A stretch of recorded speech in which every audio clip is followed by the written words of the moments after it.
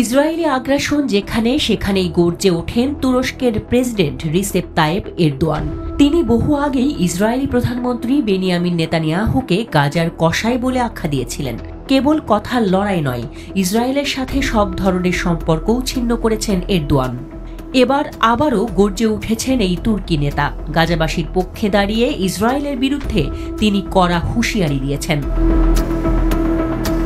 Erdogan বলেছেন, কোনো শক্তিই ফিলিস্তিনিদের তাদের চিরন্তন মাতৃভূমি থেকে বের করে দিতে পারবে না, কারণ গাজা অধিকৃত পশ্চিম তীর এবং পূর্ব জেরুজালেম ও আল কুদস ফিলিস্তিনিদের।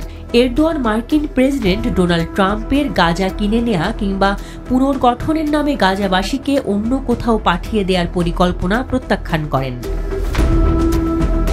মালয়েশিয়া যাওয়ার আগে ইস্তাম্বুলে সাংবাদিকদের এরদোয়ান বলেছেন, হাজার হাজার বছর ধরে চলা গাজার জনগণকে তাদের চিরন্তন মাতৃভূমি থেকে সরিয়ে নেওয়ার ক্ষমতা কারণেই।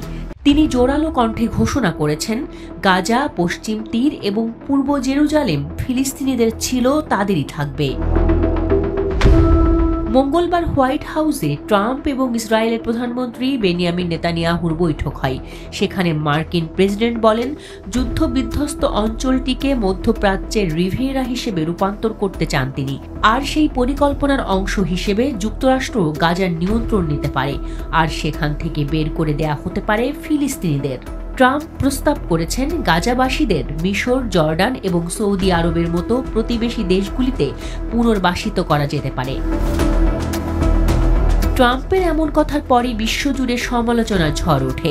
সৌদি সহ গোটা আরব বিশ্ব এই পরিকল্পনার তীব্র নিন্দা জানায়। তারা বলে, গাজাবাসীরা গাজাতেই থাকবে, কোনোভাবেই পুনর্গঠন বা উন্নয়নের নাম করে তাদের গাজা থেকে বিতাড়িত করা চলবে না।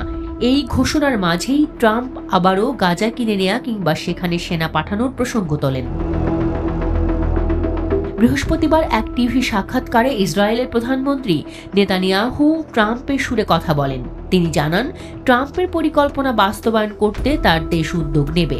সেই সাথে নেতানিয়াহু বলেন, সৌদি আরবের প্রচুর জমি আছে এবং তারা তাদের ভূখণ্ডে একটি স্বাধীন ফিলিস্তিনি রাষ্ট্র প্রতিষ্ঠা করতে পারে। নেতানিয়াহুর এই বক্তব্যও প্রত্যাখ্যান করেছে সৌদি, জানিয়েছে এমন হওয়ার কোনো সম্ভাবনা নেই, তারা সব সময় ফিলিস্তিনের পক্ষে থাকবে।